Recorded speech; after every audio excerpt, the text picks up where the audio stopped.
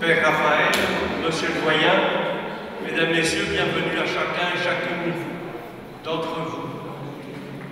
L'équipe régionale des visiteurs du Tournésis est heureuse de vous accueillir en cet après-midi.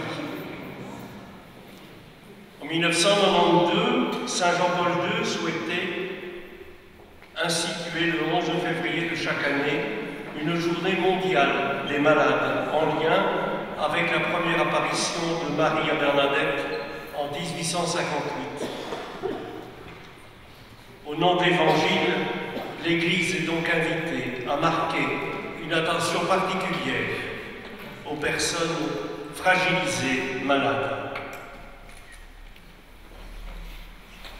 Je reprends ici un petit passage du message du pape François pour la 32e journée mondiale, intitulée « Il n'est pas bon que l'homme soit seul. Soignez le malade en soignant les relations. » Dans ce changement d'époque que nous vivons, nous chrétiens sommes particulièrement appelés à adopter le regard compatissant de Jésus. Prenons soin de ceux qui souffrent et qui sont seuls, peut-être marginalisés et rejetés.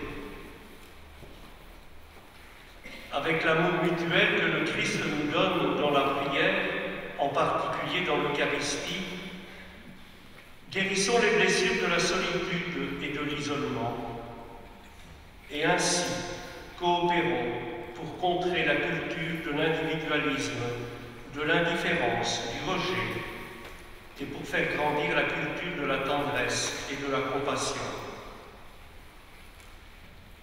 Les malades, les fragiles, les pauvres sont au cœur de l'Église et doivent être aussi au centre de nos attentions humaines et de nos sollicitudes pastorales.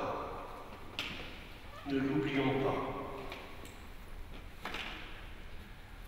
Père Raphaël, merci d'avoir rejoint le Tournésis cet après-midi et permettez-moi de vous présenter en quelques mots en m'inspirant d'un article paru dans l'Île Actu. Il est prêtre. Il ose une parole sans tabou sur la foi, sur Jésus, sur l'Église. Dans ses livres, il partage un chemin spirituel qui veut réveiller les chrétiens que nous sommes. Il est devenu, sans le vouloir, un guide pour devenir plus vivant. Son dernier ouvrage, Visitation, coécrit avec une aumônière d'hôpital. Mais comment le définir? Il fut responsable de la pastorale des jeunes du diocèse de Lille, puis curé du Vieux-Lille. Il est aujourd'hui écrivain, animateur spirituel de la maison diocésaine de Merville et accompagnateur de la pastorale de la santé. Il anime de nombreuses retraites dans sa région et bien au-delà. Il est aussi connu pour avoir fondé et impulsé, il y a plus de 20 ans, la Fraternité des Parvis.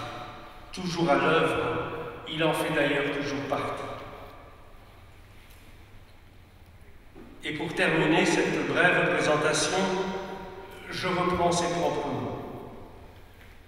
Je n'aime pas les étiquettes. Je suis prêtre passionné par l'Évangile, la vie de Jésus, la vie des gens. J'essaie d'être un vivant. J'aime faire des bouts de chemin. Ces bouts de chemin, je les vis en animant des retraites spirituelles et aussi en écrivant des livres. Son livre de chevet, c'est bien sûr l'Évangile, mais aussi des écrits de Madeleine Delbrel, qui l'a beaucoup inspiré. Il a d'ailleurs écrit toute cette foule dans notre cœur pour mieux la faire connaître. Merci Père Raphaël d'être parmi nous cet après-midi. Merci de faire un petit bout de chemin avec nous. Et vous nous proposez cet après-midi Jésus, le Maître d'humanité. Merci pour votre accueil. Je n'ai pas dû me forcer pour venir. Hein. Je suis bien heureux de passer l'après-midi avec vous et puis d'abord d'essayer de vous faire entrer dans la profonde humanité de Jésus et puis tout à l'heure de célébrer ensemble l'Eucharistie. Voilà, et alors c'est intéressant parce qu'effectivement cette rencontre elle se situe pas très loin de la journée mondiale de prière, à la journée du malade ou journée de la santé, enfin ça dépend un peu des appellations. Et puis en même temps ça tombe au début du carême et ça tombe bien finalement. Alors je vous souhaite d'abord un bon carême, ça c'est la première chose. Et puis si vous vous souvenez, le tout début, le premier texte qu'on entend dans la célébration des cendres, c'est un extrait du livre de Joël. Et le premier mot qu'on entend, c'est « revenez ». Comment ça, revenez? S'il s'agit de revenir, c'est peut-être parce qu'on est parti. Et il s'agit de revenir à Dieu, bien sûr, de revenir aux autres, bien sûr, et de revenir à soi-même aussi. Parce que très souvent, ces trois lieux-là, Dieu, les autres et soi-même, il faut avouer que quelquefois, enfin moi, peut-être pas vous, mais moi, bien souvent, je les déserte. Le temps du carême, c'est un temps où on se remet en marche. Madeleine Delbrel, que tu viens de citer, Gérard, Madeleine Delbrel, qui est une femme qui a vécu au siècle dernier, qui était assistante sociale dans la banlieue parisienne, qui avait d'abord été athée, puis qui s'est convertie, mais je ne vous raconte pas son histoire, sinon demain matin on est encore là. Madeleine Delbrel, elle a un jour écrit « Ce qui rend lourde l'Église, c'est le poids de ceux qui ne partent pas. »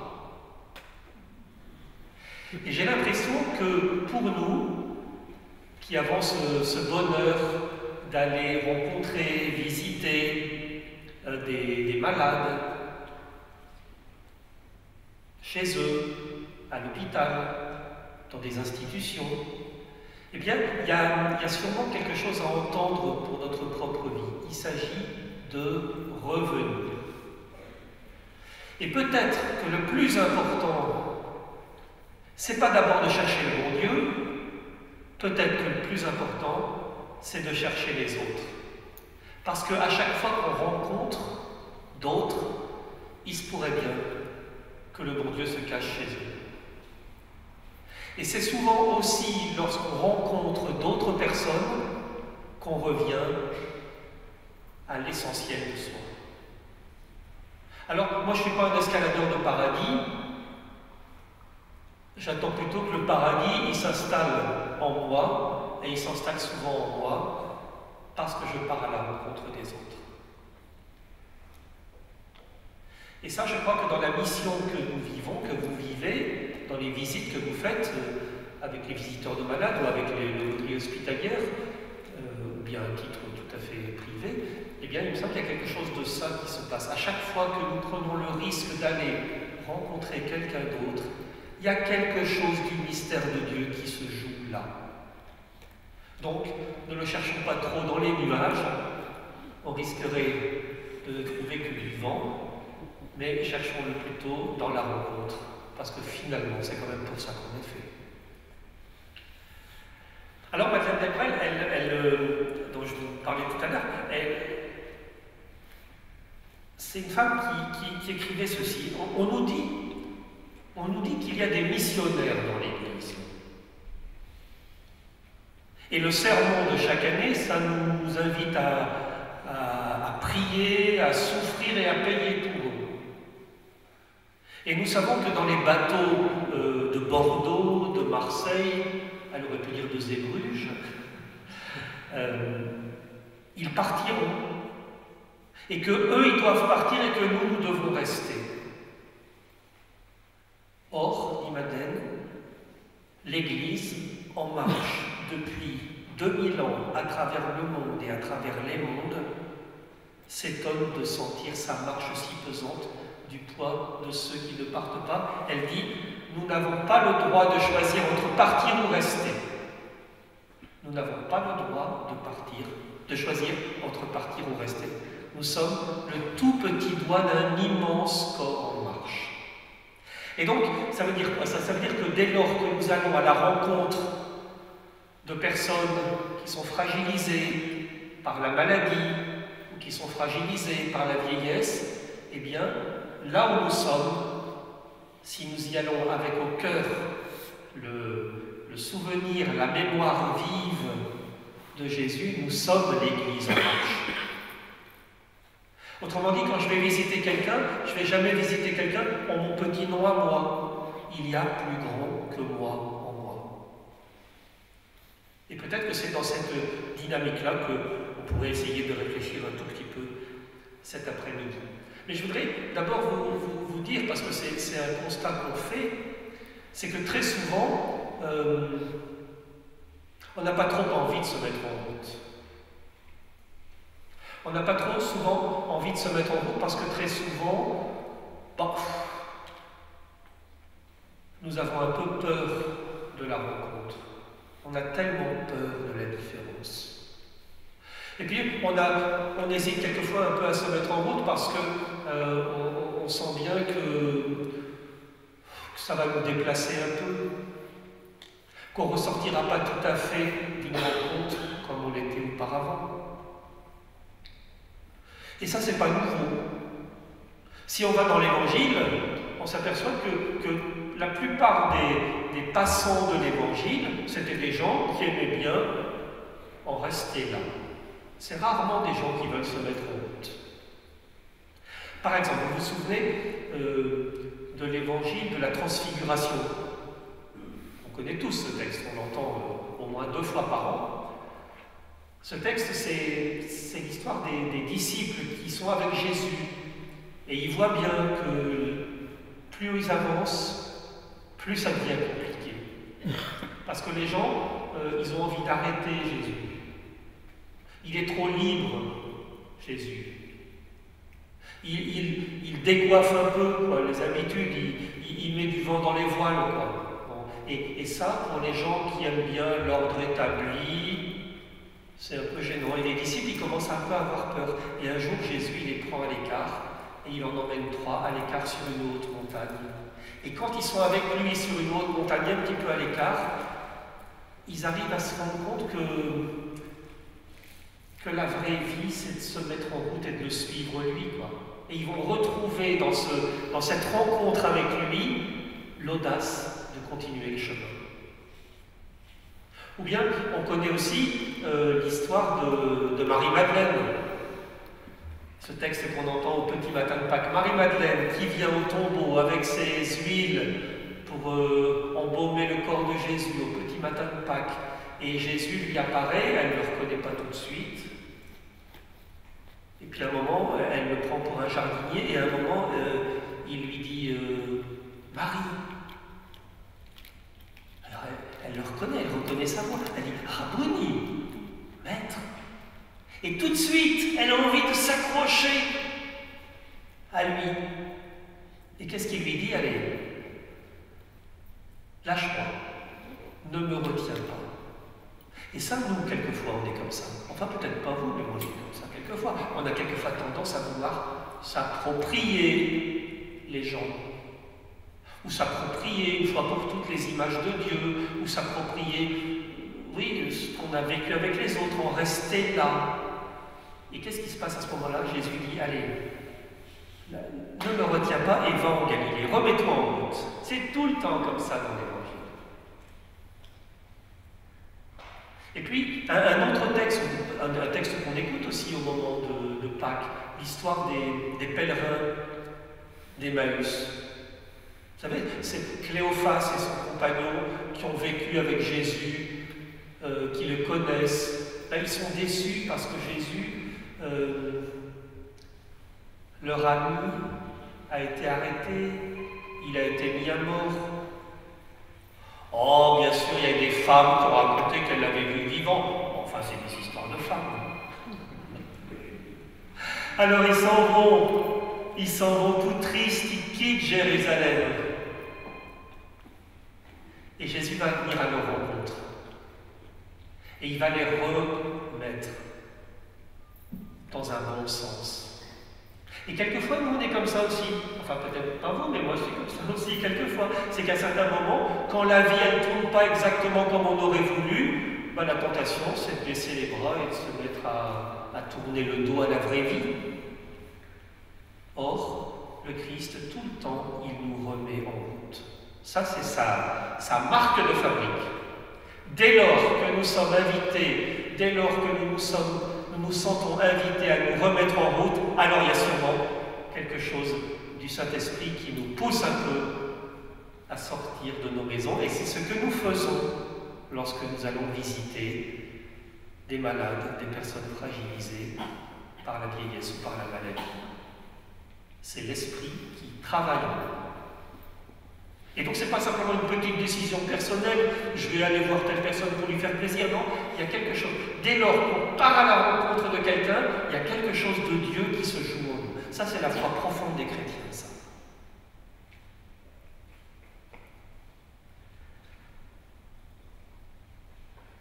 Il nous pousse en avant, le Christ. Il nous met en route et il vient aussi, on pourrait dire, nous libérer. Toujours. Le Christ, c'est un libérateur. Alors, il nous libère de quoi? Il nous libère sûrement du côté merveilleux de la vie. Parce que la vie, c'est pas merveilleux. On n'est pas du côté du merveilleux dans la vie. Il y a des choses rudes dans la vie.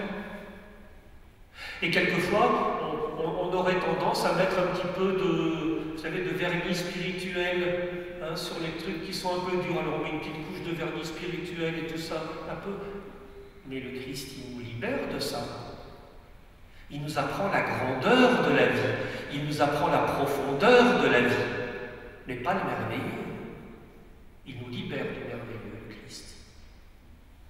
Il nous libère aussi, le Christ, de quelques images de Dieu qui sont quelquefois un peu tarabiscotées dans nos cervelles et dans nos cœurs. Combien de fois on entend des gens qui disent, et vous l'entendez, mais qu'est-ce que j'ai fait au bon Dieu? Combien de gens aujourd'hui ont encore la conscience, l'impression que ce qui leur arrive, surtout les choses négatives, c'est comme une punition. Alors ils disent peut-être pas punition, mais ils ont le sentiment qu'ils sont un peu coupables d'avoir pas bien fait des trucs. Et à l'époque de Jésus, c'était déjà comme ça.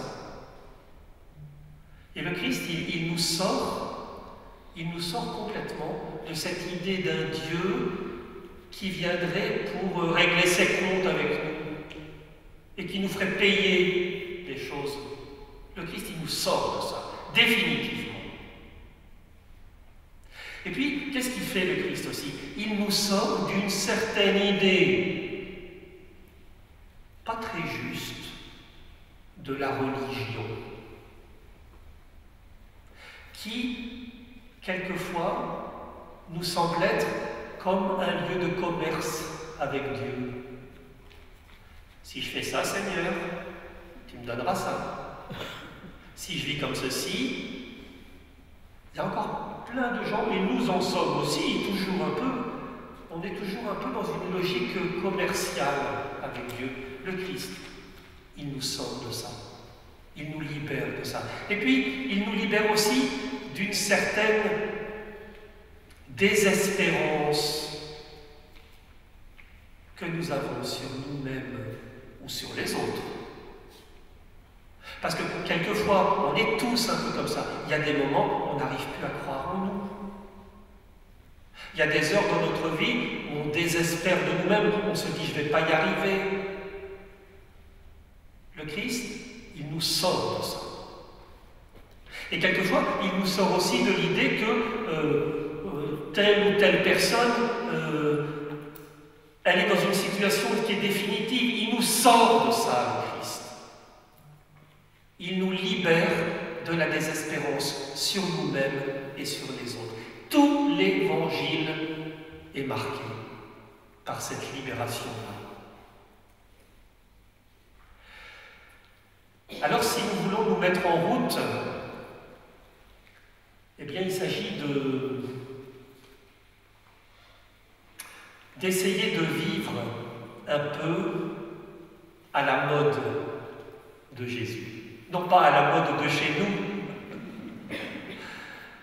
on connaît la chanson, mais de vivre à la mode de Jésus.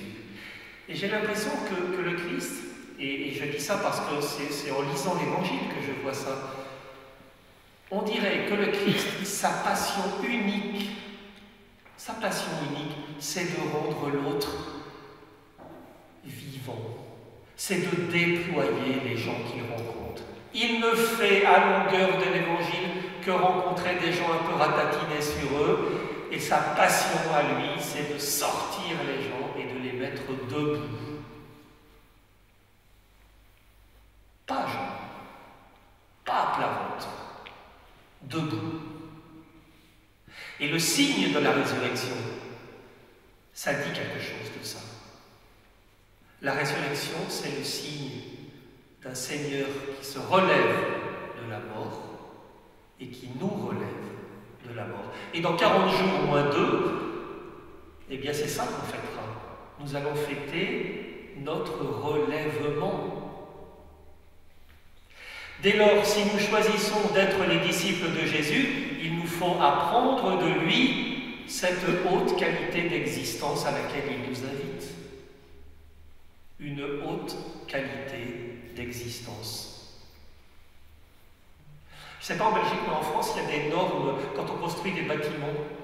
Il y a toujours des placards que mettent les entreprises sur les chantiers.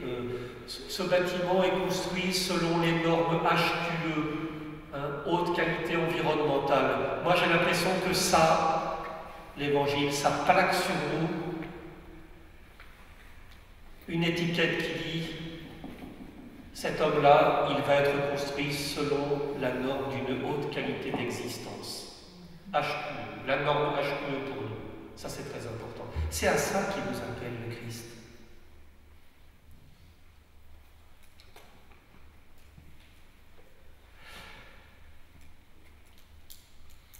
Qu'est-ce qu'il a à dire, le Christ? Qu'est-ce qu'il est venu nous dire, le Christ? Deux choses.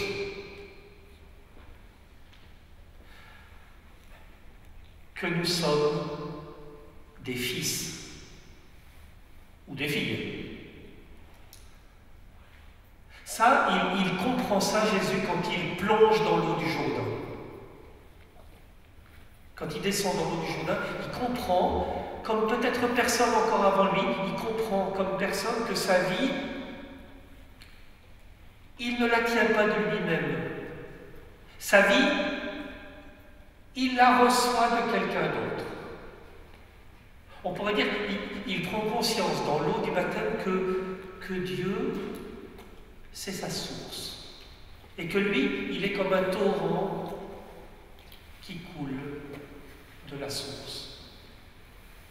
Autrement dit, il prend conscience que sa vie, elle ne dépend pas de lui, il la reçoit d'un autre, et donc il est fils.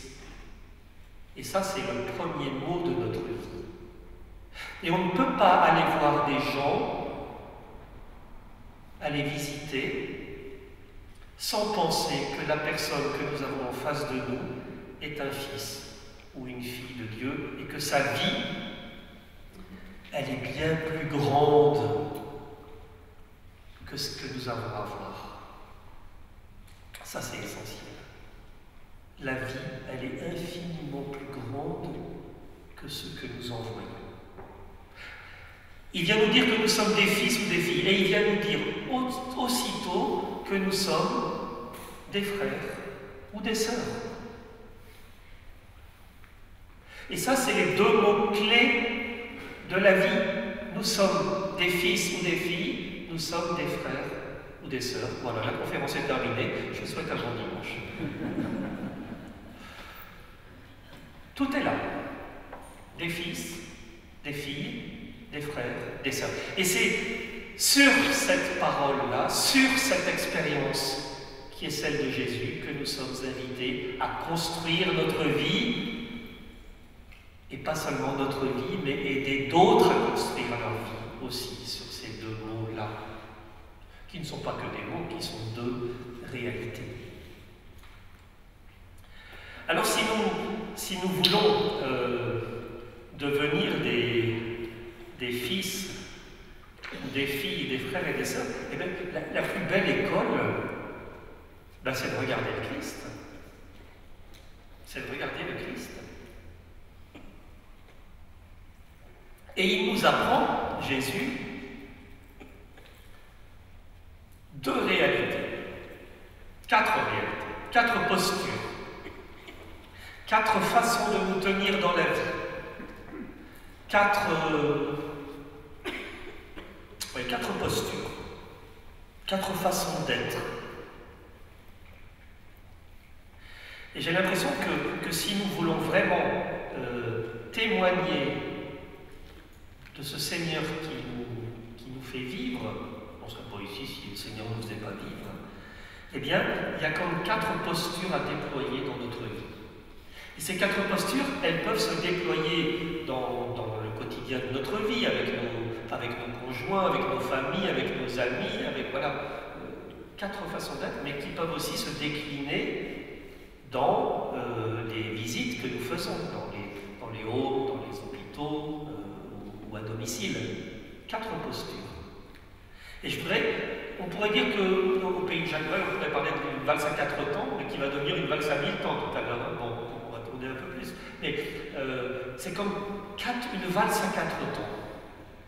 Alors je vous propose le premier pas de valse de Jésus.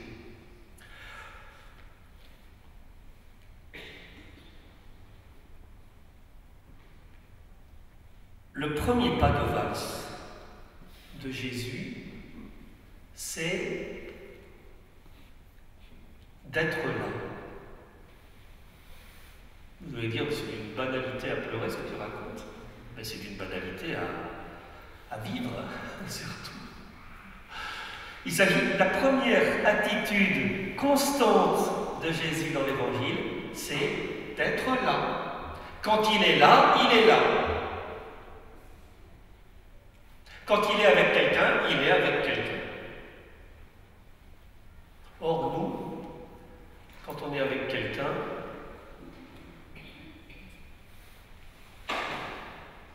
on n'est pas toujours là. Ou bien, quelquefois, on est ici, mais en fait, on est encore ailleurs. Ou bien, quelquefois, on est ici, mais on est déjà à demain.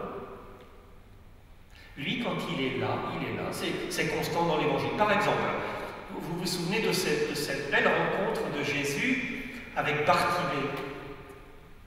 Bartimée qui habite à Jéricho. Bartimée, c'est un aveugle de naissance. Il ne peut pas travailler, alors il fait la manche, il est assis à la porte de Jéricho, et puis il tend la main, il n'est pas sourd, alors il entend un jour que Jésus passe par là avec ses disciples. Et il se met à crier, « Jésus, fils de David, aie pitié de moi, aie pitié de moi. » Et tous les disciples disent, « Mais tais-toi, tu nous fatigues. » Et puis on a autre chose à faire, on a une réunion à Jéricho. On n'a pas le temps de s'arrêter. On a une réunion. Non, ils ne disent pas ça dans l'Évangile, mais moi je pense qu'ils disent ça. Et Jésus, il entend ça, et il voit cet aveugle. Alors Jésus dit, allez le chercher. Alors les disciples tout penauds, ils vont le chercher. Et ce garçon, Bartimée, on dit dans le texte qu'il bondit, et qu'il laisse son manteau, et qu'il bondit. Et alors il y a cette scène magnifique à imaginer et à prier aussi. C'est de contempler ces deux hommes qui sont face à face. Il y a Bartimée, le non-voyant, qui est en face de Jésus, qui est le clairvoyant. Et autour, tout le monde rouspète. Parce qu'on n'a pas que ça à faire. Tout le monde rouspète. Pourtant, ça se passe pas en France.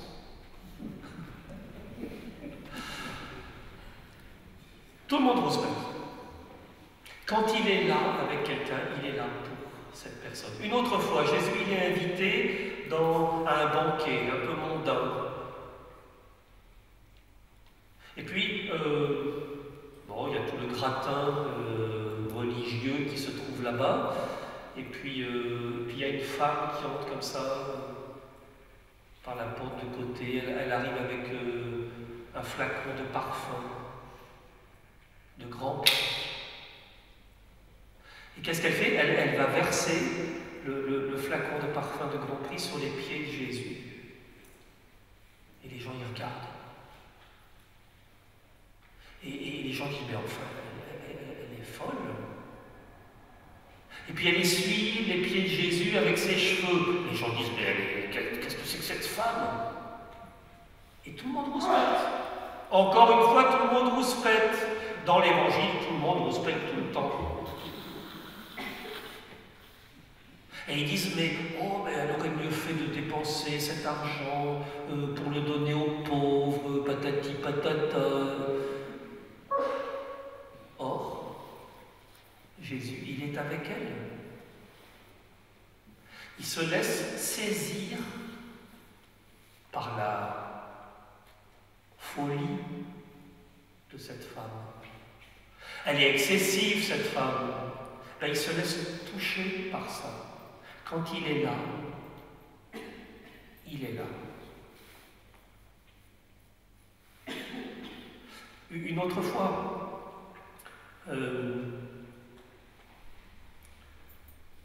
il passe en Samarie. En principe, les Juifs, ça ne va pas en Samarie, on ne traîne pas dans ce coin-là, parce que les Samaritains, ce sont pas des gens très... J'allais dire, c'est pas des gens très catholiques. Non. C'est pas des gens très comme il faut. Les Juifs, ça ne parle pas aux Samaritains. Mais pourtant, Jésus, il passe par là. Lui, les frontières, ça ne l'embête pas. Passer par-dessus les frontières, ça ne l'embête pas. Il passe par là, il passe en Samarie, arrive l'heure de midi, il est fatigué parce qu'il a marché, puis voilà, il est fatigué, il s'assied au bord du puits et il pique un petit roupillon. Puis les disciples ils vont chez Deleuze faire les courses. C'est ça qui est écrit dans les rues, pas écrit Deleuze, mais ils vont faire les courses. Bon, ils vont faire les courses et Jésus il est là tout seul. Et puis à la porte du village, il y a une maison là, et il y a une femme là qui est une femme. Là, comme en France, on dit c'est une femme à homme. C'est épouvantable. C'est épouvantable de dire ça. Cette femme, elle a eu 5 maris, elle est avec un 6e, et celui avec qui elle est, c'est pas ça, quoi. Cette femme, elle cherche de la vie, elle cherche du bonheur, elle a envie de vivre, haute qualité d'existence. Elle rêve de ça, cette femme. Elle a vu passer un inconnu.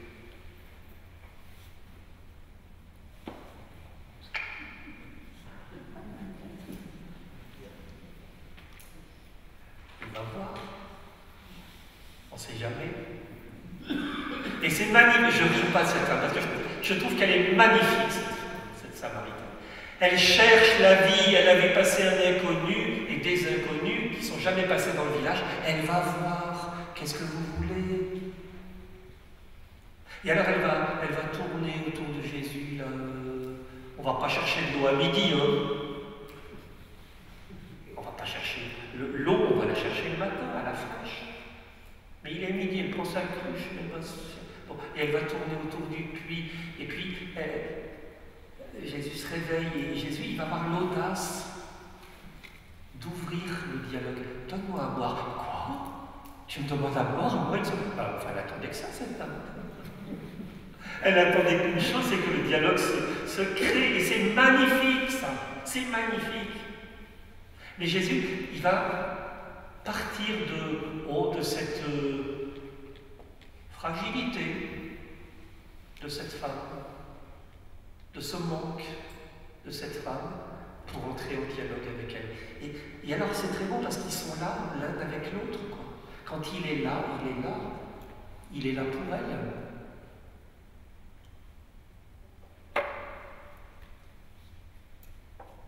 Une autre fois, on dit dans l'Évangile que Jésus il monte dans la montagne au petit matin pour aller prier. Et les disciples, ils ont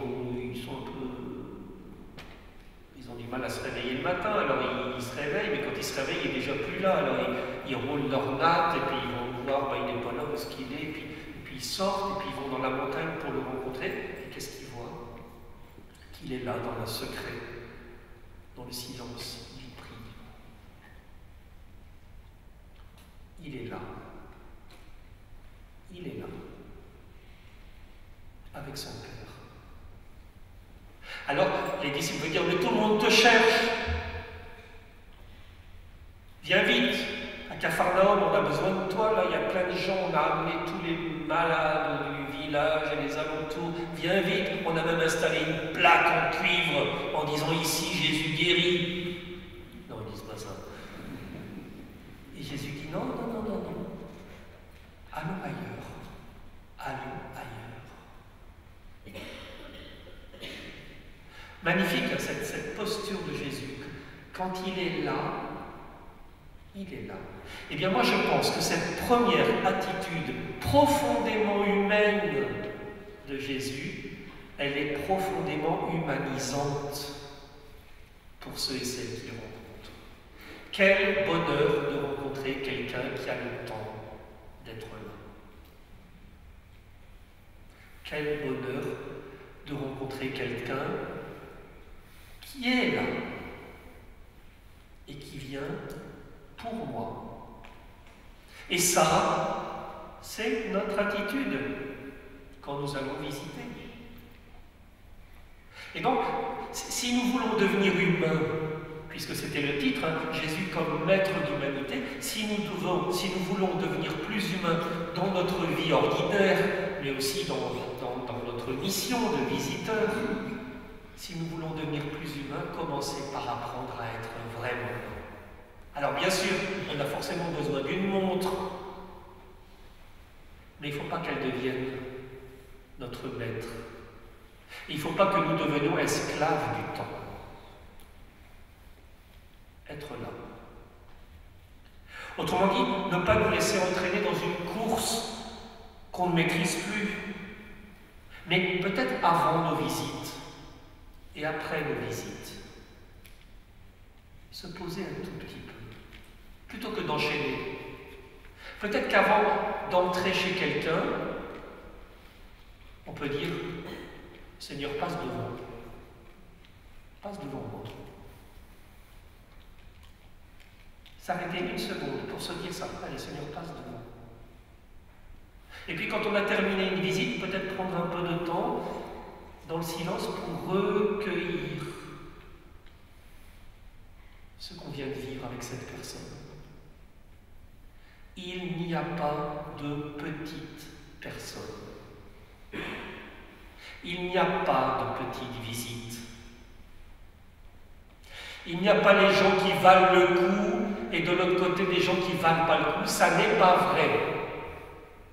Madeleine Delbrel, qui est assistante sociale, elle donnait cours à des futures assistantes sociales et elle leur disait, mesdemoiselles, n'oubliez pas qu'il n'y a pas de petite visite et que si un jour une visite ou si une personne vous paraît petite, eh bien c'est le signe que vous avez rétréci votre cœur.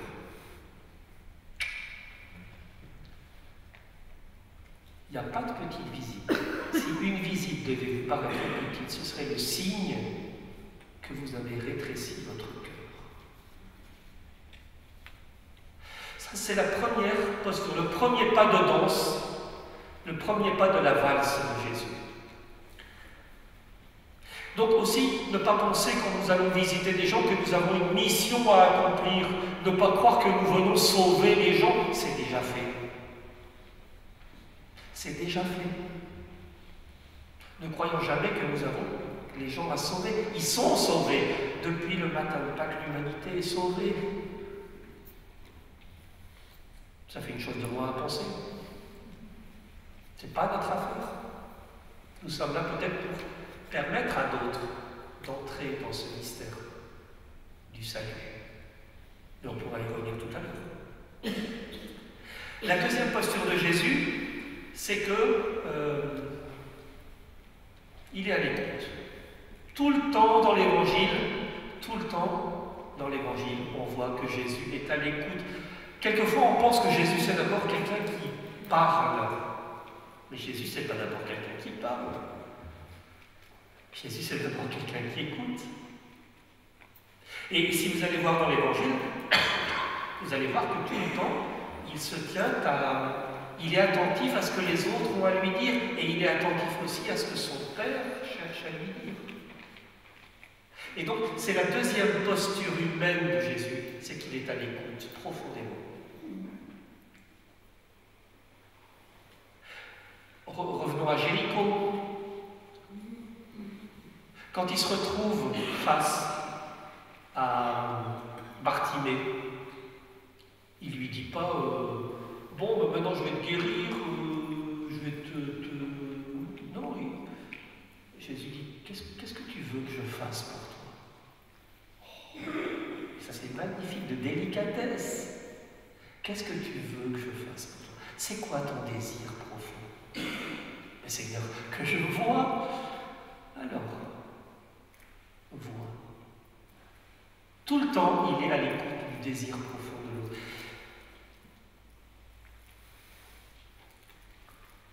Une autre fois, il y a ce jeune homme, vous savez, ce jeune homme qu'on appelle le jeune homme riche dans l'Évangile.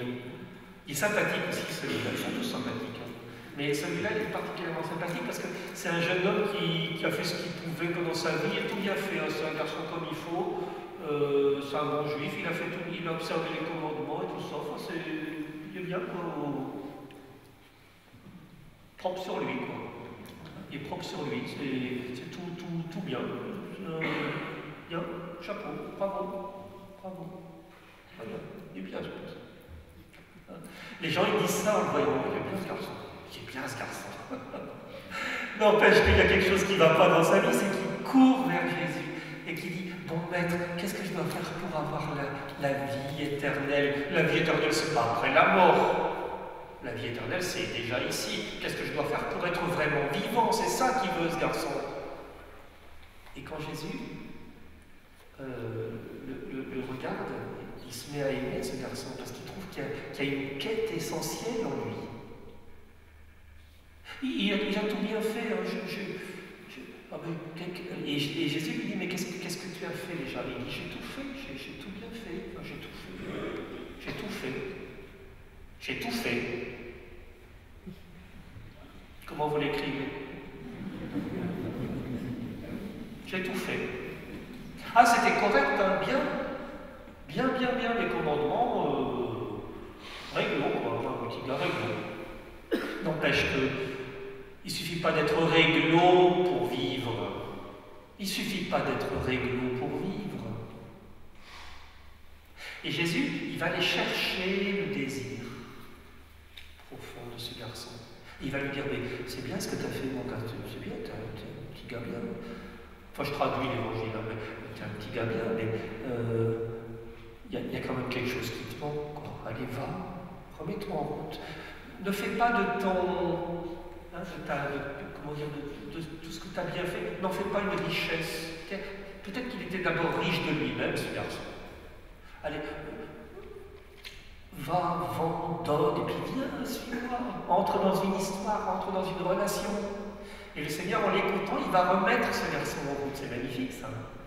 Magnifique. Il écoute.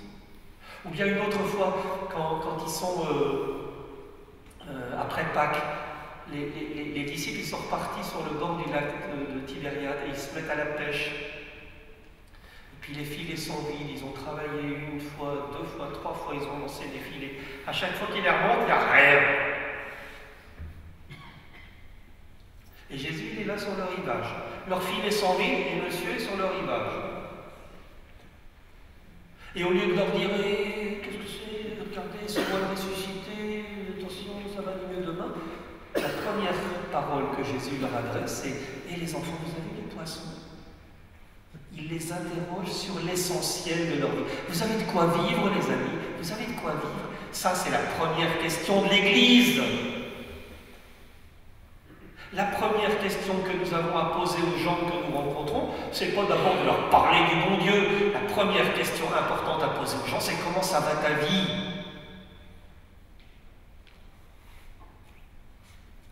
C'est la question de Jésus.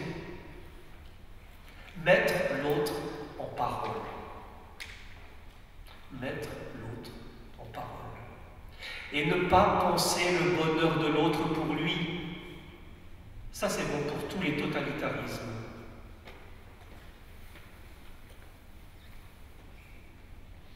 Dans tous les États totalitaires, on décide de ce que sera le bonheur de l'autre.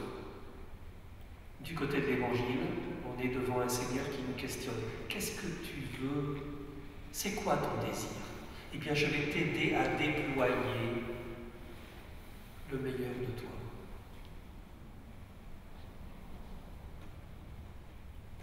Vous avez entendu Maître Badinter, là, vous en avez parlé aussi, peut-être un petit peu en Belgique. Quelle belle figure cet homme. Oh là là. Et il disait dans une de ses dernières interviews, il dit, moi ce qui me passionne, c'est de laisser à l'autre la possibilité d'être meilleur.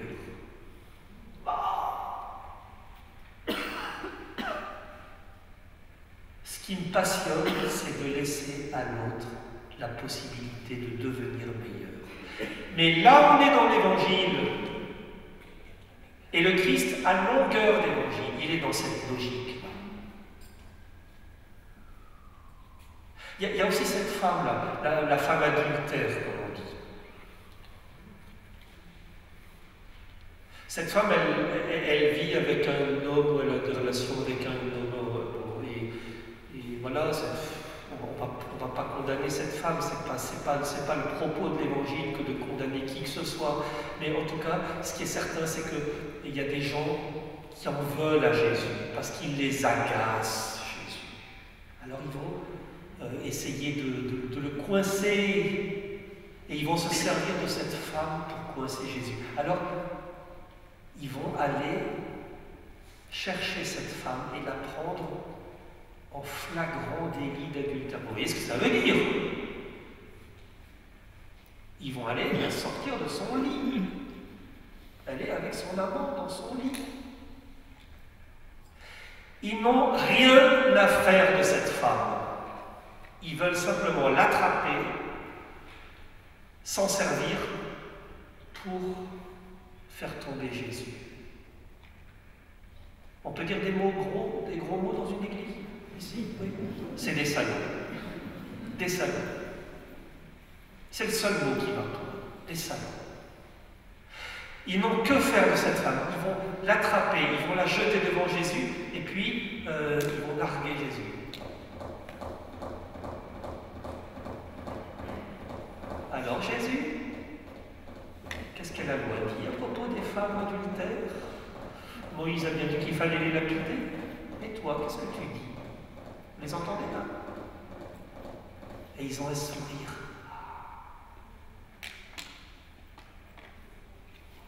Jésus ne va pas les regarder. Jésus ne les regarde pas. On dit dans l'Évangile qu'il dessine avec son doigt des trucs dans le sable. Moi, j'ai regardé par-dessus son épaule et j'ai vu qu'il écrivait « Mais quelle bande d'imbéciles !»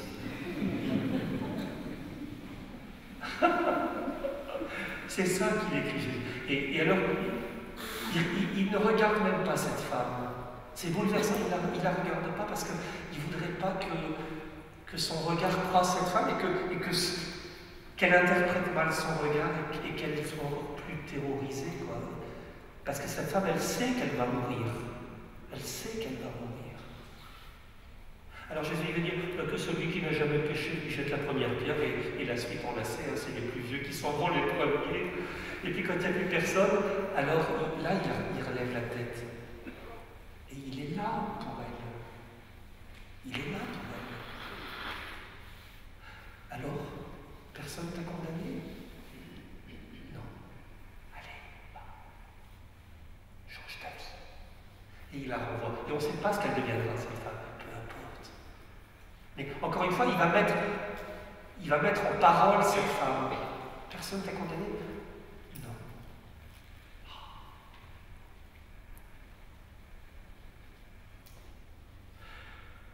Ça, c'est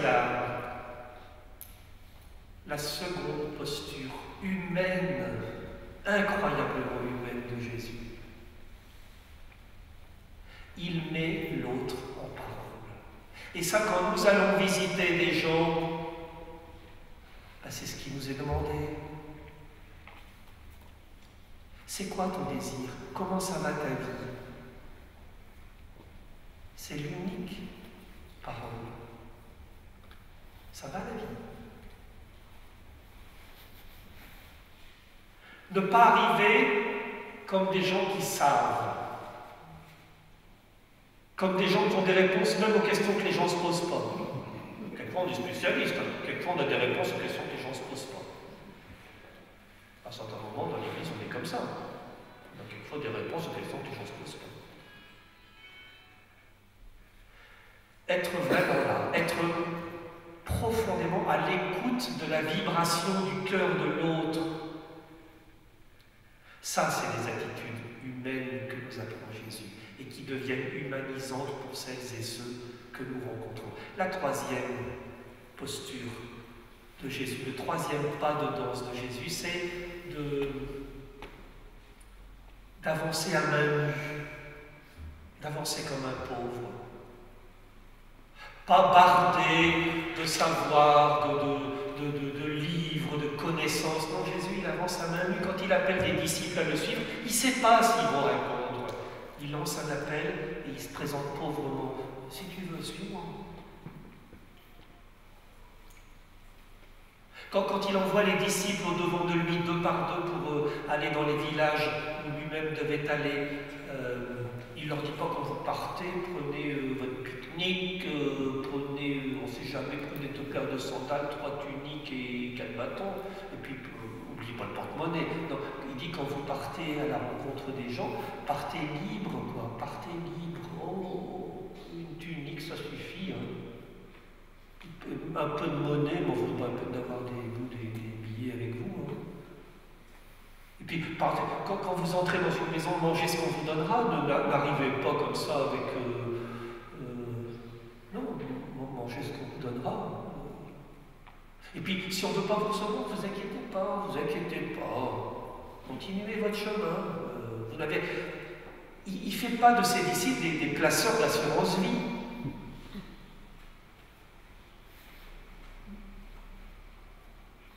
Quand vous entrez dans une maison, dites paix à cette maison.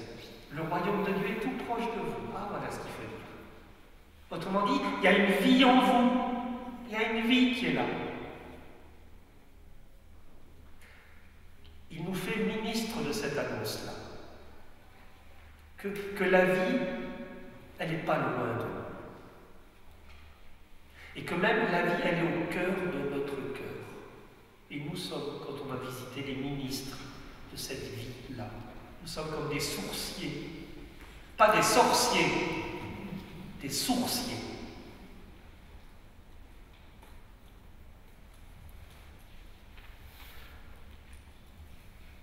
Ne jamais arriver comme des sachants Dieu, mais comme des pauvres. C'est l'attitude fondamentale de Jésus. À longueur d'évangile, on voit Jésus comme un pauvre. Et ça culmine, on va l'écouter le vendredi saint, quand on écoutera le récit de la Passion, on va voir Jésus qui se laisse dépouiller. Il n'y a pas plus humain que Jésus, dans sa pauvreté. Alors, ça veut dire quoi pour nous, pour nos services de visite à l'hôpital, ou dans les homes, ou bien chez les uns et chez les autres? Ça veut dire toujours nous placer à hauteur d'homme, quoi. Nous placer à hauteur d'homme.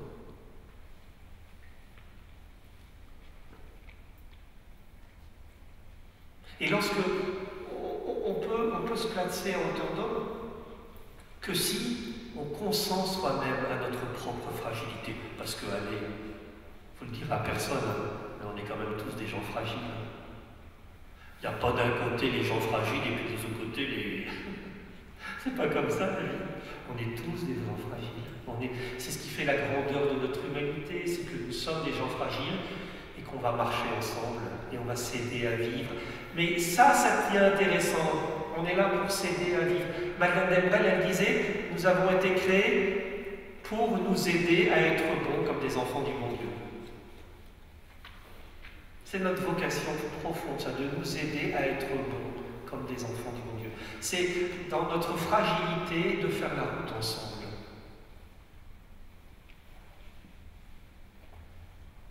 Et lorsque nous consentons à notre propre pauvreté, alors nous permettons à d'autres de consentir à leur propre pauvreté et de ne pas en avoir peur.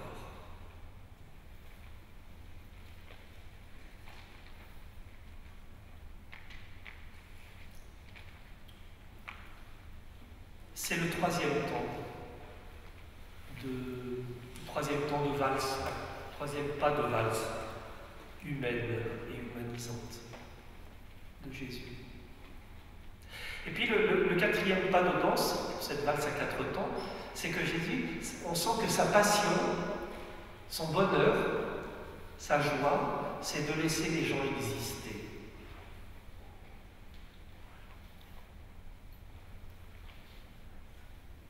Il y a un texte dans l'Évangile, c'est pour moi le texte d'Évangile le plus beau, celui qui m'émeut le plus, qui me touche le plus, c'est ce récit-là. On le trouve dans l'Évangile de Saint Jean, juste après le récit de la multiplication des pains. Vous savez, il y avait 5000 personnes qui étaient rassemblées, puis on dit dans l'Évangile qu'ils ont tous eu à manger, parce qu'il y a un petit garçon qui a prêté ses 5 pains et ses 2 poissons. Bon. Tout le monde a eu de quoi manger, puis il restait même beaucoup. Ça c'est intéressant, c'est de penser qu'avec du petit, il fait du grand. Ça c'est la spécialité du bon Dieu. Avec du petit, il fait du grand. Avec des petites choses, il fait des merveilles.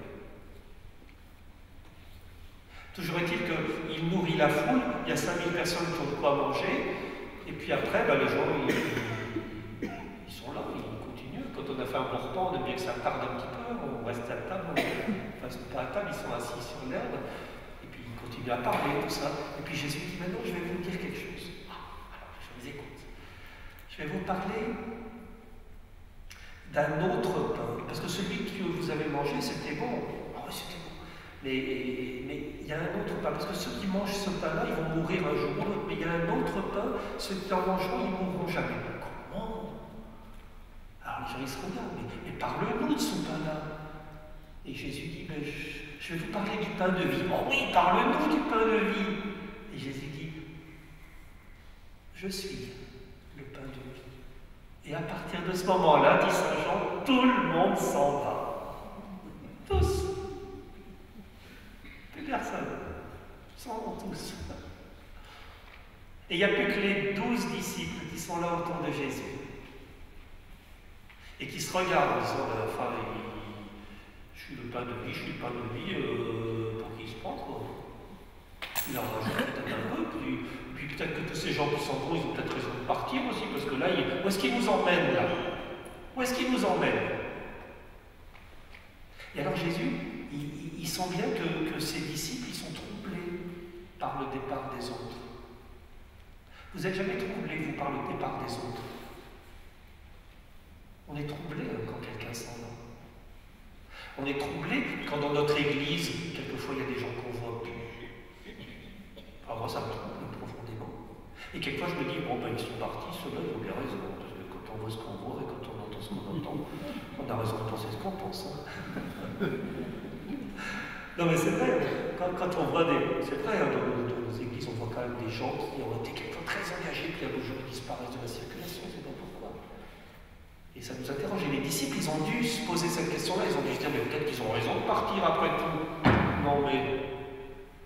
Et Jésus qui devine le trouble qu'il y a dans leur cœur, il leur pose une question. Au lieu de leur dire, vous avez vu tous ces gens qui sont partis, hein? Non, mais vous avez vu? Non, mais vous avez vu? Ils sont partis. Ils n'ont même pas ramassé les morceaux, Ils sont partis comme ça, ils n'ont même pas dit merci, ils sont partis sans dire au revoir. Que des goujats, mais vous, ça va. Hein. Vous, bravo. Hein. Ça, vous, bravo. Hein. Premier choix. J'ai bien fait de choisir, parce que, vraiment, vous, ça va, mais les autres, alors là, au lieu de leur dire ça, au lieu de leur dire, vous savez, ils sont partis, mais demain, on va faire quelque chose de mieux encore pour les toucher, comme ça, on va faire, qu'est-ce qu'on pourrait faire? On va multiplier les oranges. Au lieu de leur faire des promesses comme ça, au lieu de leur faire, au lieu de les tourner vers du merveilleux, qu'est-ce qu'il fait Jésus? Il leur dit, vous voulez partir vous aussi? Et il leur ouvre la porte. Mais que c'est beau! Moi je suis bouleversé par cette parole de Jésus. Vous voulez partir vous aussi? Il ne retient pas. Il ne capte pas. Il ne cherche pas à séduire les foules. Vous voulez partir vous aussi? Il leur ouvre la porte. Alors les disciples, ils sont comme ramenés à leur question, qu'est-ce qu'on fait au reste? Et là, ils vont se regarder. Et ça, c'est magnifique à regarder dans l'Évangile. Alors, c'est pas écrit dans l'Évangile, mais quand on prie avec ce texte, c'est ça qui se passe, j'ai l'impression. C'est que quand ils entendent Jésus qui leur dit, mais vous voulez partir vous aussi? Alors, ils se regardent.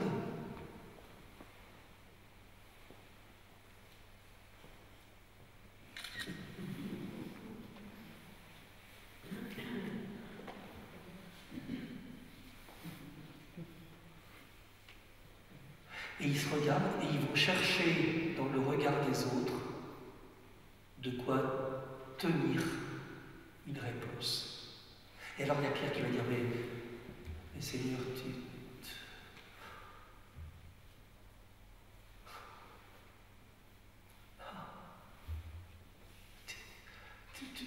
tu nous proposes de partir, mais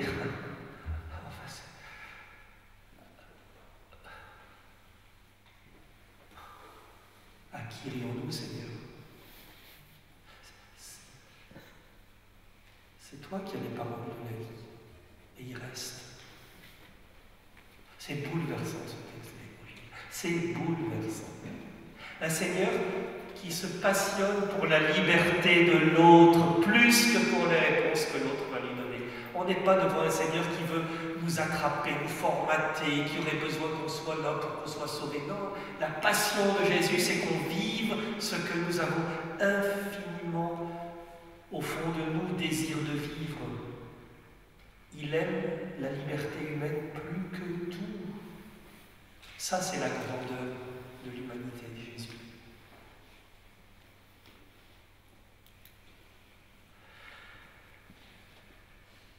Être profondément là, être à l'écoute, vivre simplement et ne jamais enfermer l'autre dans notre propre désir, mais garder la main ouverte pour que l'autre vive.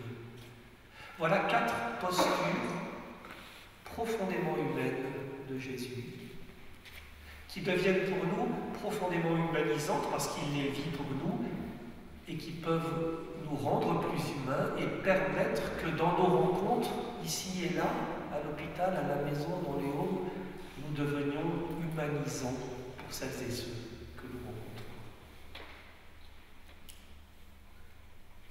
Allez, il ne reste plus qu'à danser une valse à 4 temps. On s'y mettrait? Alors, une petite pause.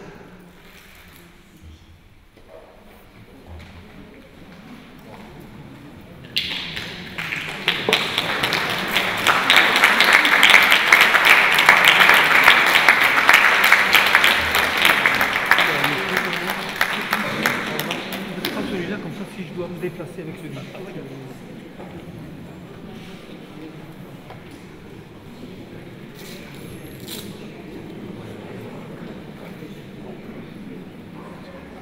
Voilà. On va prendre quelques minutes pour l'une ou l'autre question avant le temps de convivialité.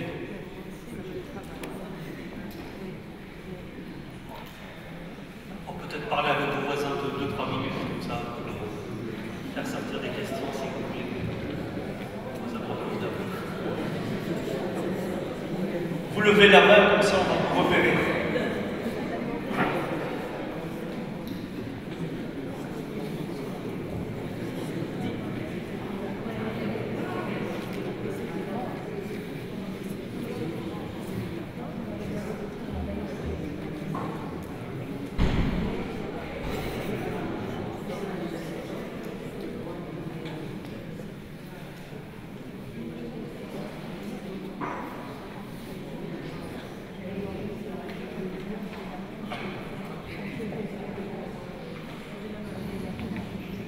Voilà. Je pense que Raphaël est à l'écoute de ma question. C'est bon.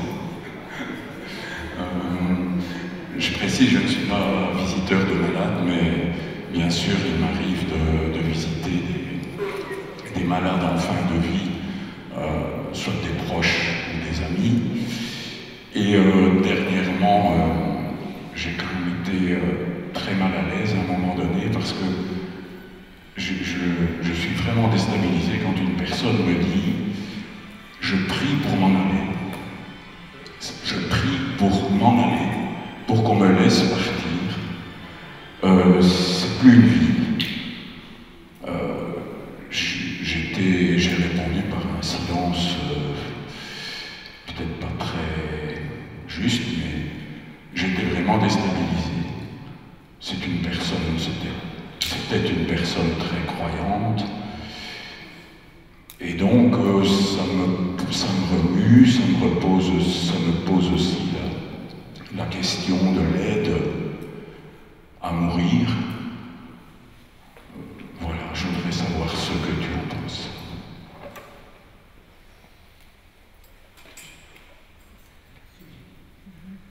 J'ai l'impression d'abord que dans notre situation de visiteur, ou bien en milieu hospitalier, ou bien dans des EHPAD, dans des néos, comme on dit ici, ou bien dans des visites privées de gens de nos familles, la première posture qui nous est demandée, c'est d'accueillir, d'entendre l'autre jusque-là, même si effectivement ça peut nous déstabiliser, nous troubler, tout ça, mais je pense que notre attitude, elle est d'abord, au nom de Jésus, d'entendre jusque-là la détresse de l'autre. Et de nous garder de toute réponse facile. Parce que je trouve qu'il y a quelque chose qui n'est pas juste, c'est les ah ça va aller, courage, entendre, se tenir silencieux, parce que c'est vrai que ça nous trouble, ça nous remue. Moi je suis aussi, je suis aussi au lit d'hôpital dans les flancs, voilà, et moi aussi j'entends des choses comme ça. Et je m'interdis de toute parole de réconfort à bas prix. Et c'est rude, hein, parce que ça interroge notre propre vie. C'est ça un peu le mystère, c'est que quand on fréquente la mort, on est toujours ramené à notre propre histoire. On ne peut pas rencontrer, on ne peut pas côtoyer la mort de quelqu'un sans être interrogé sur notre propre finitude. C'est comme ça. Et en même temps, c'est quelque chose de grand parce que ça nous remet en face de la grandeur de notre vie, quoi. Enfin, c'est pas une réponse que je donne parce que j'ai pas de réponse. Mais en tout cas, comme disciple de Jésus, il me semble que la première chose qui m'est demandée, c'est d'entendre l'autre jusque-là. C'est les psaumes. C'est les psaumes. Allez lire le psaume 21. Mon cœur s'épuise. Je m'épouvante. Tu m'emmènes à la porte de la mort. Je voudrais ne pas être né. C'est les psaumes qui disent ça. Et je pense que la première attitude humaine et humanisante, c'est de dire « je t'entends ». J'entends ce que tu dis. On ne peut pas aller au-delà. Enfin, je pense.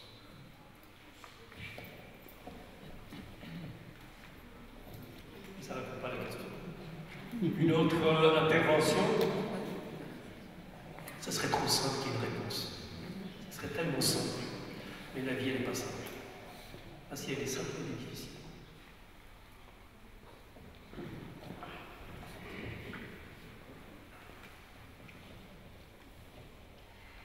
À vous écouter, on a l'impression que tout est simple dans l'Évangile. Jésus est tellement attrayant, Jésus est tellement vivant, tellement à donner la vie.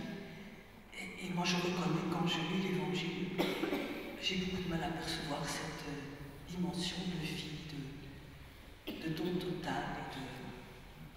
Mais vous arrivez à rendre l'Évangile tellement vivant.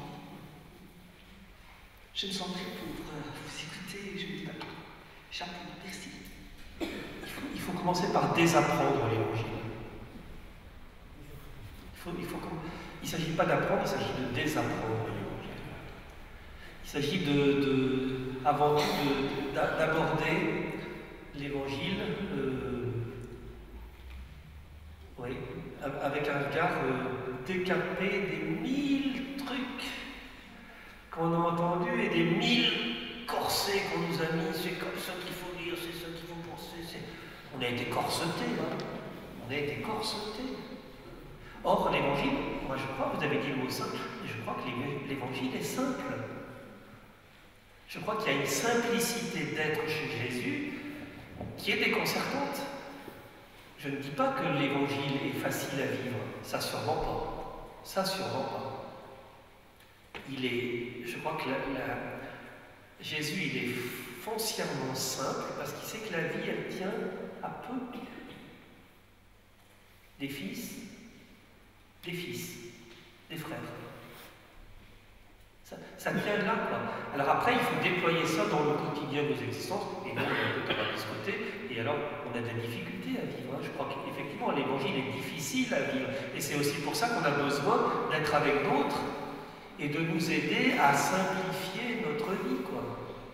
Il faut qu'on simplifie notre foi aussi, il faut qu'on simplifie nos célébrations, il faut qu'on simplifie nos prières, Ça, il y a un travail à faire, il y a une liberté qu'il faut prendre, et puis se décorseter de tous les...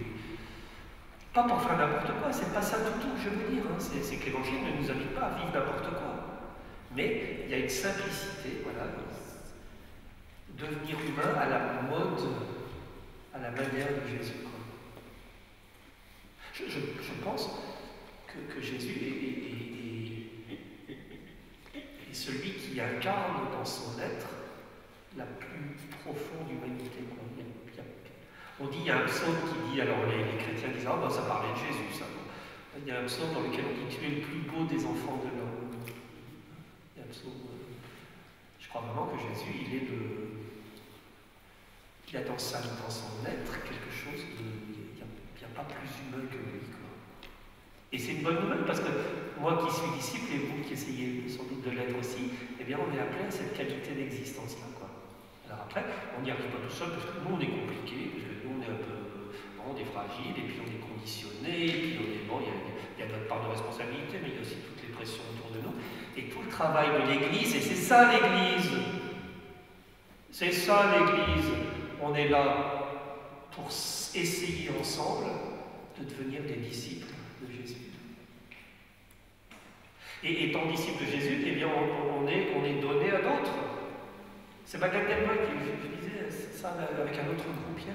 Madeleine Delbrel, elle dit, dès lors que nous avons goûté quelque chose de Jésus, nous appartenons à ceux qui attendent cette bonne nouvelle. Oh.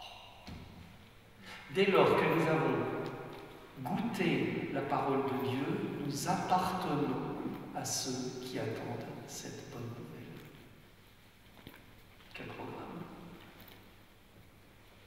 Alors, c'est simple, et c'est difficile à vivre.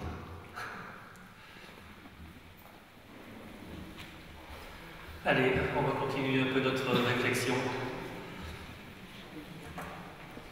Tu as dit à la fin de la conférence, ou à la fin de la messe, ou à la fin de la conférence. Ça tombe très bien parce qu'on va parler de la messe.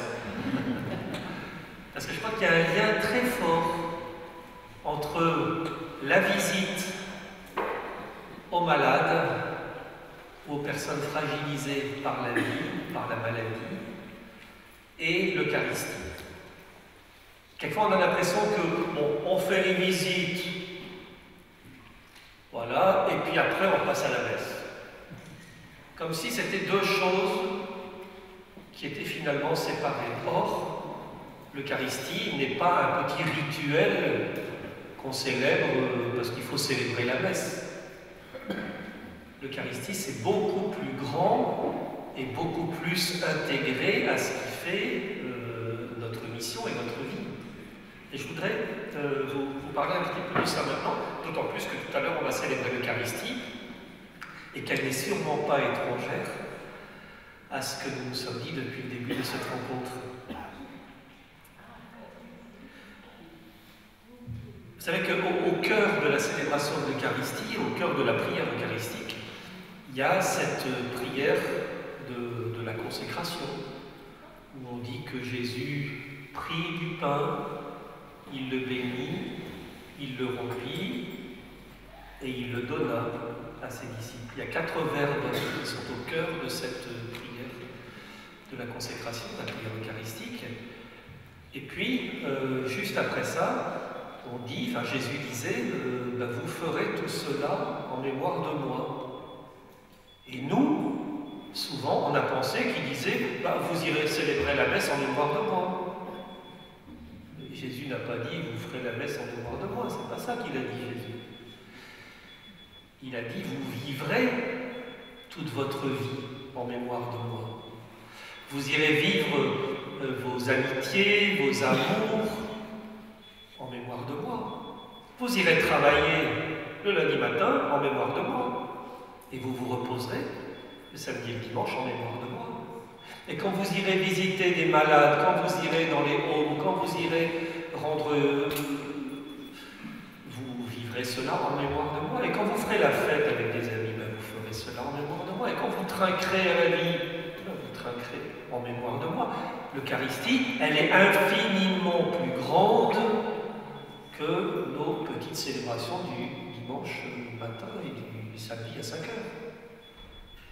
L'Eucharistie, c'est beaucoup plus grand que ça. Et Madeleine Delbrel, elle avait compris ça. Elle avait un jour écrit, est-ce que je retrouve le texte? Non, je ne retrouve pas le texte, mais peu importe, je le sais par cœur. Madeleine Delbrel, elle aimait beaucoup aller au café. Elle aimait beaucoup les bistrots. Et elle aimait bien, quand elle avait le temps, d'aller place d'Italie à Paris. Il y avait un café qui s'appelait le Clair de Lune. Et elle avait vraiment l'impression d'être là en mémoire de Jésus. Je veux dire, qu'est-ce qu'on peut faire dans un café en mémoire de Jésus? Elle disait ceci, vous nous avez conduits, Seigneur, dans ce café qui s'appelle le Clair de Lune, parce que vous aviez envie d'y être, vous, en nous, pendant quelques heures cette nuit, pour rencontrer tous ces gens qui sont venus là pour tuer le temps. Et elle disait, en nous, le sacrement de votre amour s'opère. Elle avait une conscience vive, Madeleine Delbrel, d'être la présence réelle de Jésus auprès de ceux et celles qu'elle rencontrait. Et je crois vraiment que dans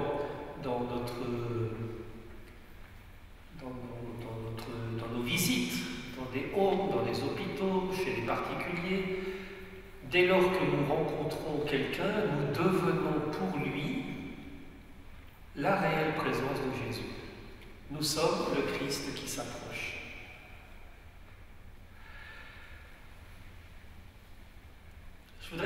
s'arrête sur ces quelques mots. Jésus prit du pain.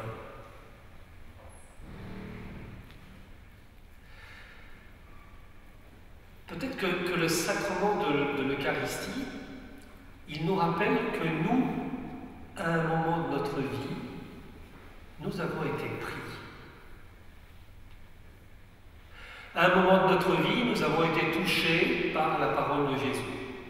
À un moment de notre vie, nous avons été comme appelés quelquefois par l'Église. Allez, viens donc visiter des malades avec nous. Nous avons été pris. Nous étions occupés de nous-mêmes et un jour, on est venu nous chercher. Non. On ne s'y attendait pas forcément. On est venu nous faire signe. Dans notre vie, ou ça peut être quelquefois aussi lors d'une retraite, ou bien un temps de célébration, un temps de prière, sentiment à un moment que le Seigneur nous fait signe qu'il vient nous prendre et nous demander d'aller plus loin. Il prit du pain. On dit que Jésus, il a béni le pain. Et j'ai l'impression que notre vie, à nous aussi, elle est bénie.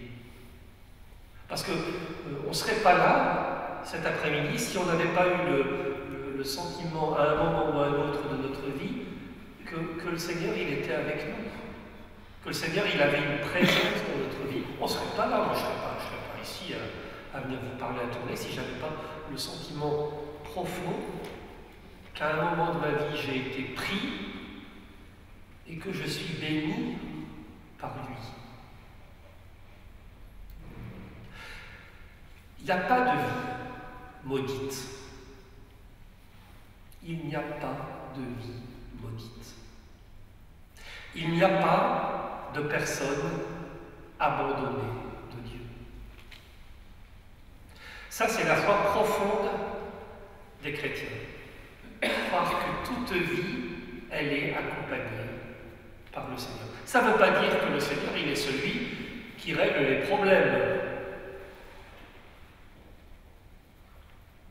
Croire que le Seigneur, il accompagne la vie de chaque personne, même la personne la plus blessée, même la personne la plus malade, même la personne au bout de sa vie, il continue d'être là. Notre vie tient dans son souffle.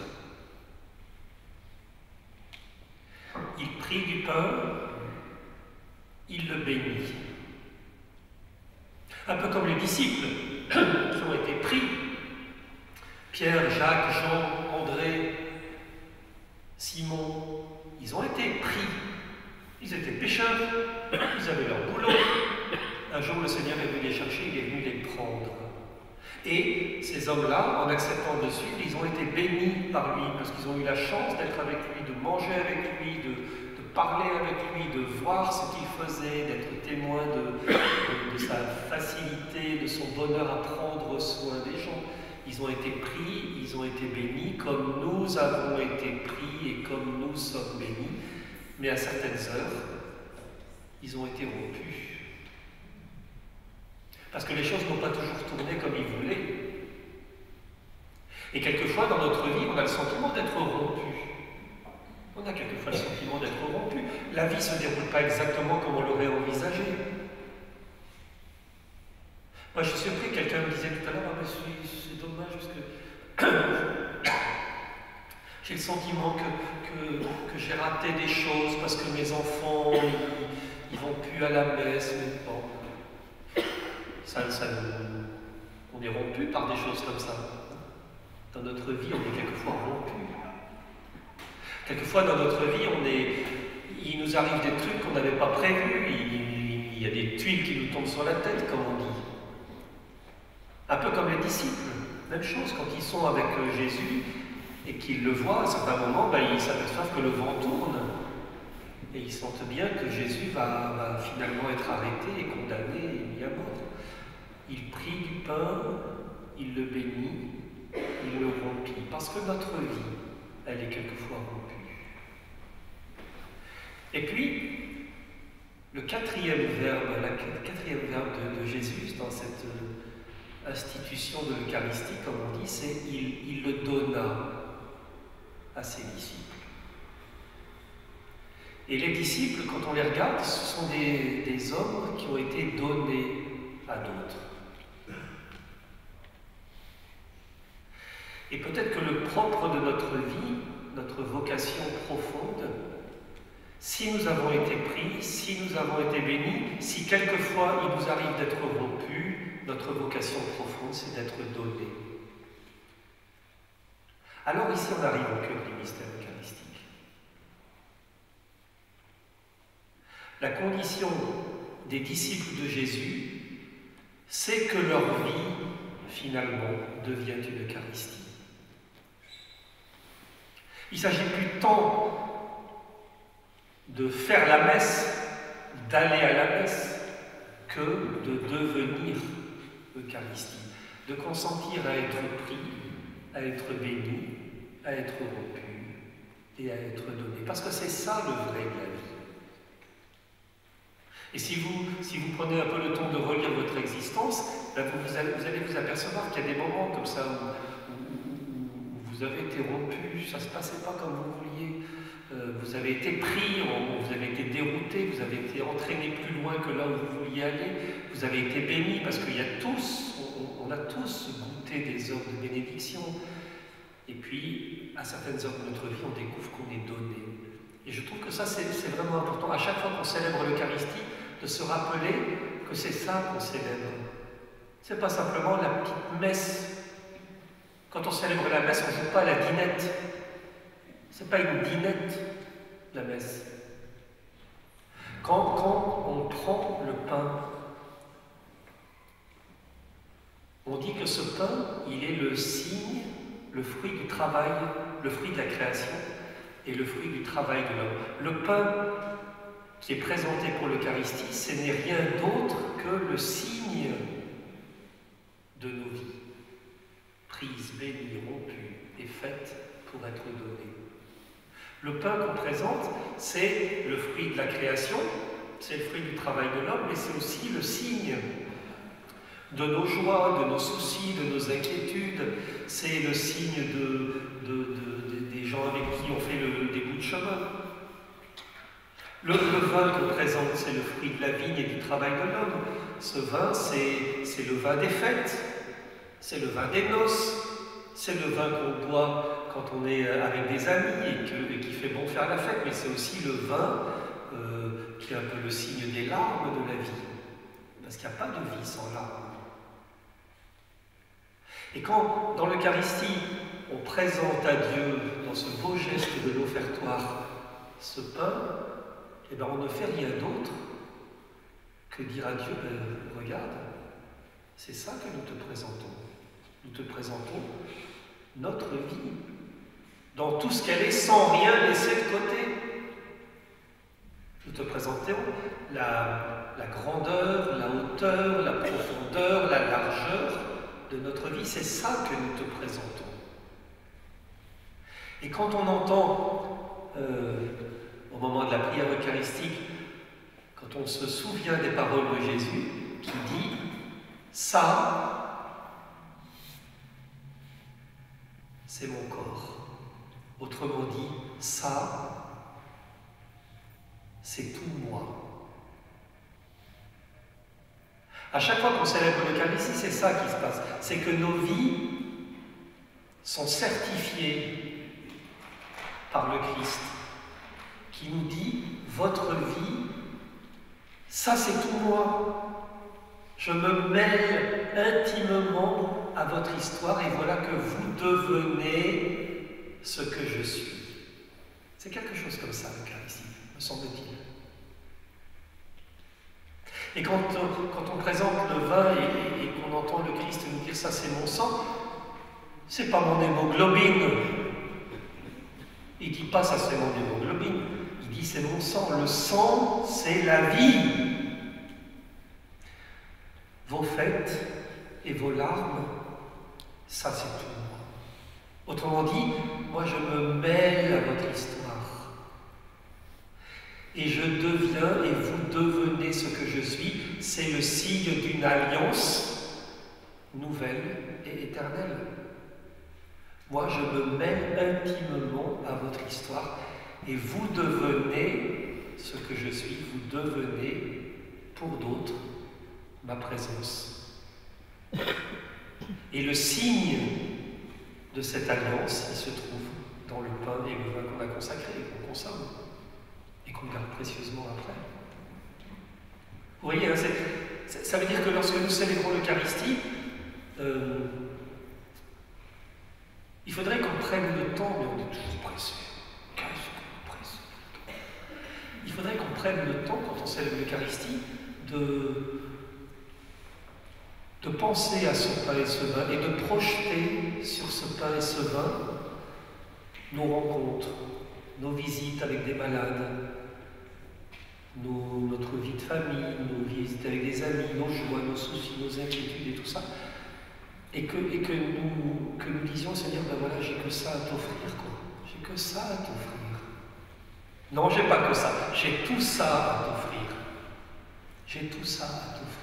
Et je sais que toi, tu me certifies que ça,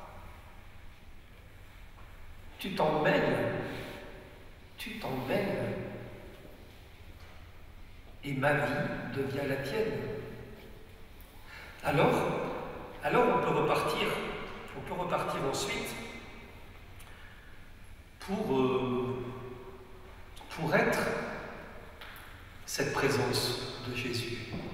Vous voyez, ce que j'essaie de vous dire, c'est que l'Eucharistie, ça n'est jamais un petit rituel, une petite messe. L'abbé, c'est quand est-ce que vous dites votre messe? Mais l'abbé ne dit pas sa messe. Qu'est-ce que c'est que ça? Faites une petite messe. Il n'y a pas de petite messe. Une petite messe. Et votre messe, ça c'est épouvantable. Quand les gens disent ça, on peut venir à votre messe, mais c'est pas ma messe. C'est l'Église qui célèbre. Et c'est ensemble que nous présentons ce qui fait notre quotidien et nous l'entendons dire, le Christ, ça, votre quotidien, c'est mon corps, c'est tout moi. Alors l'Eucharistie devient une affaire magnifique qui fait de nous une réelle présence. J'essaie de vous retrouver un texte.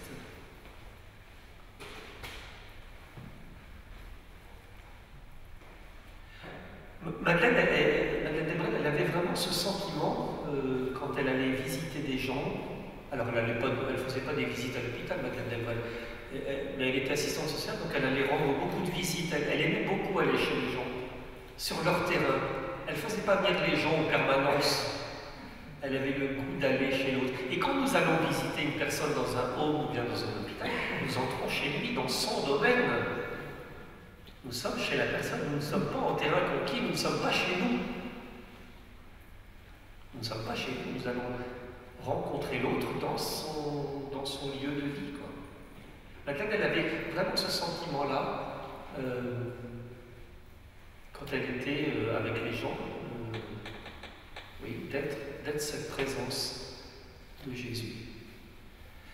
Et donc elle a écrit ce texte, si vous tapez un jour sur Internet, vous tapez liturgie des sans-office. C'est un très beau texte, la liturgie des sans-office. Vous allez trouver ce texte magnifique. Et alors moi je l'ai retraduit parce que moi je vais réadapter ce texte-là au monde de l'hôpital et au monde de la santé. Je vais vous le lire. Vous nous avez conduits, Seigneur, ce matin dans cet hôpital. Vous nous avez conduits dans ce home parce que vous aviez envie d'y être, vous, en nous, pendant quelques heures aujourd'hui. Et vous avez eu envie, Seigneur, à travers nos misérables apparences, à travers nos yeux malvoyants, à travers nos cœurs mal aimants, vous avez eu envie de rencontrer cette personnalité qui semble tuer le temps. Et parce que vos yeux, Seigneur, s'éveillent dans les nôtres, parce que votre cœur s'ouvre dans notre cœur, alors nous sentons notre faible amour s'épanouir en nous comme une large rose et s'approfondir en nous comme un refuge immense et doux pour tous ces gens dont la vie bat autour de nous. Alors l'hôpital n'est plus un lieu profane, un coin de terre maudit qui semblait nous tourner le dos. Mais nous savons que par vous, nous sommes devenus la charnière de chair, la charnière de grâce qui le force à tourner sur lui et à s'orienter malgré lui, de jour comme de nuit, vers le Père de toute vie. Notre présence à nous, notre présence aux malades, elle fait que le monde change, que la vie de la personne que nous venons se rencontrer par nous se tourne vers le Père de toute vie. En nous, dit Madeleine, en nous, le sacrement de votre amour s'opère. C'est incroyable ça, c'est une parole folle. En nous, Seigneur, en nous, le sacrement de votre amour s'opère. Autrement dit, je deviens le sacrement.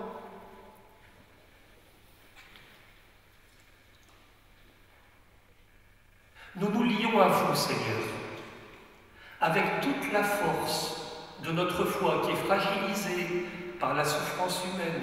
Et nous nous lions à tous ceux qui séjournent et qui travaillent ici, dans cet hôpital, ce home, avec la force de ce cœur qui bat par vous. Nous vous aimons, Seigneur. Et tous ces gens que nous visitons, nous les aimons pour qu'une seule chose soit faite avec nous tous. Alors Madeleine, elle va très loin. Elle dit, Seigneur, attirez tout à vous. Attirez en nous cette personne en fin de vie qui n'en peut plus.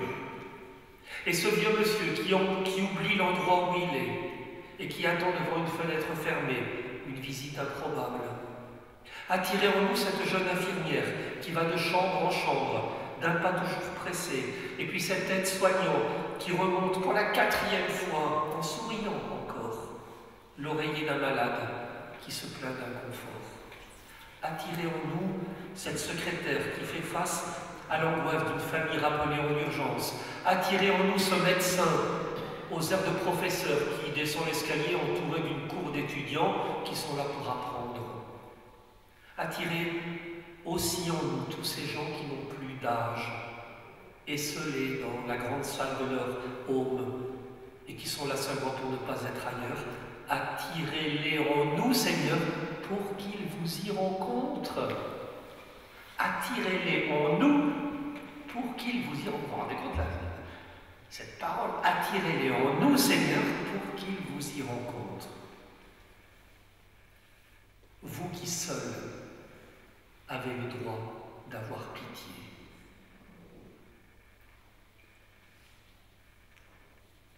Dilatez notre cœur, dit Madeleine, pour qu'ils y tiennent tous, et puis gravez-les dans ce cœur pour qu'ils y soient inscrits à tout jamais. Et tout à l'heure, Seigneur, vous nous conduirez aux urgences pour rencontrer des jeunes parents qui pleurent un enfant mort. Il sera minuit, peut-être même plus tard. Et seuls se trouveront devant le hall du centre hospitalier quelques personnes qui arrivent ou qui repartent, quelques soignants venus le temps d'une pause chercher un peu d'air frais. Eh bien, Seigneur, dit Madeleine, que les bondissements de votre cœur enfouissent les nôtres plus bas que le bitume, pour que leurs pas marchent sur notre amour et que notre amour les empêche de s'enfoncer plus bas dans l'épaisseur de la souffrance ou de la désespérance. Il restera sur le parking, quasi désert, une ambulance aux portes ouvertes, une voiture de police, des gens qui vont et viennent, qui espèrent, qui attendent, qui travaillent, qui rient ou qui pleurent. La nuit fait se ressembler tous les visages. Alors Seigneur, dans cette nuit, faites-nous exulter dans votre vérité et faites-nous leur sourire à tous ces gens d'un vrai sourire de charité.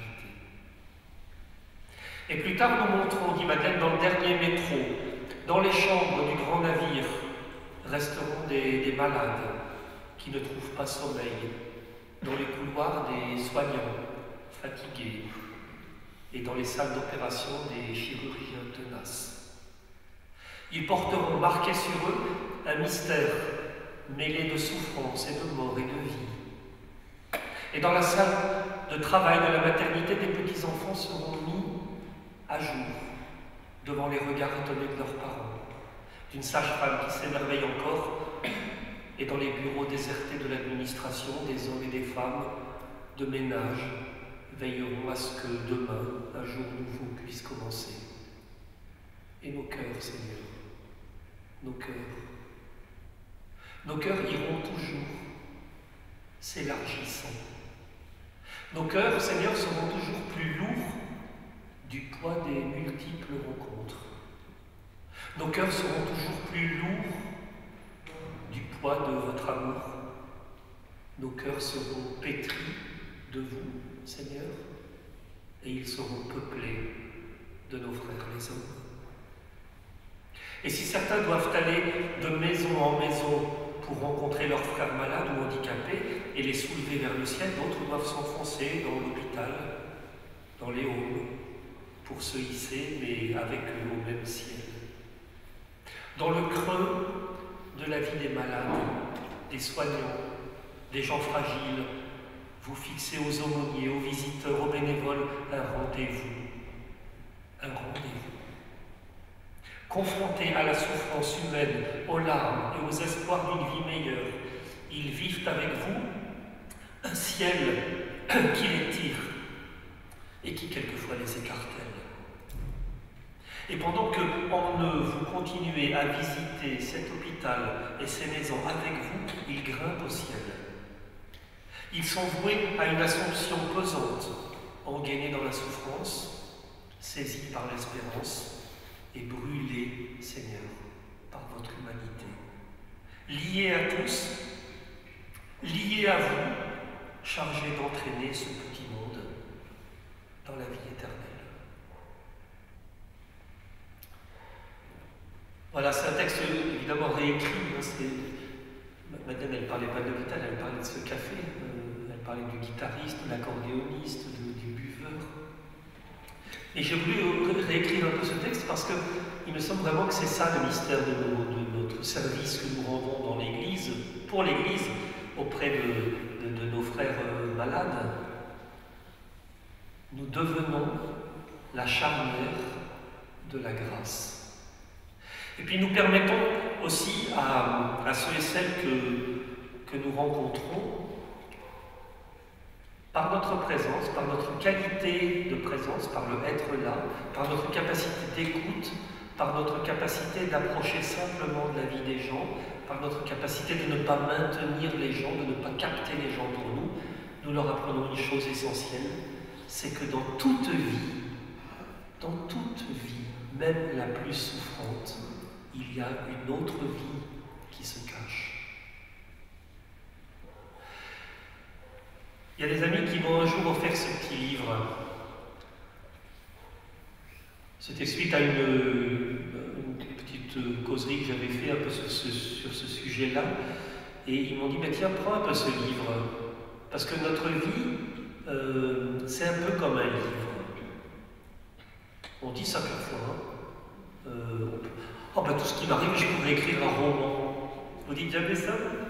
Et tout ce qui m'arrive, moi, je pourrais écrire un roman. On dit ça, quelquefois. Bon. Et c'est vrai que notre vie, elle est faite de bonnes nouvelles, de tristes nouvelles, d'espérance, de joie, de coups de gueule, d'espoir, de tristesse, de rire, de larmes. Enfin, notre vie, c'est un grand journal, quoi. C'est un grand journal. Et la vie des hommes et des femmes que nous allons visiter chez eux, ou bien à l'hôpital, ou bien dans des homes, c'est aussi des romans. Et quelquefois, les gens nous racontent leur histoire. Eh bien, notre secret, que que nous avons reçu de Jésus. Et je pense que le cœur de notre mission, c'est là que ça se situe. Le cœur de notre mission, c'est de croire et de révéler que dans ce livre de la vie ordinaire, il y a une lumière qui se cache. Je crois que c'est ça. Et je crois que ce que le Seigneur vient faire, c'est quelque chose comme ça. Le Seigneur vient nous apprendre qu'il n'y a pas de vie abandonnée, qu'il n'y a pas de vie perdue, qu'il n'y a pas de vie délaissée, qu'il n'y a pas de vie définitivement close. Il ouvre pour nous le livre de notre vie et il nous apprend qu'il y a une présence au cœur de notre cœur. Il y a une vie cachée en nous. Et notre mission d'aumônier, de visiteur de malades, de bénévole, c'est d'aller révéler ça, qu'il y a au cœur de toute vie une lumière cachée. Ça, c'est la bonne nouvelle de l'Évangile. Voilà, il n'y a plus qu'à en vivre.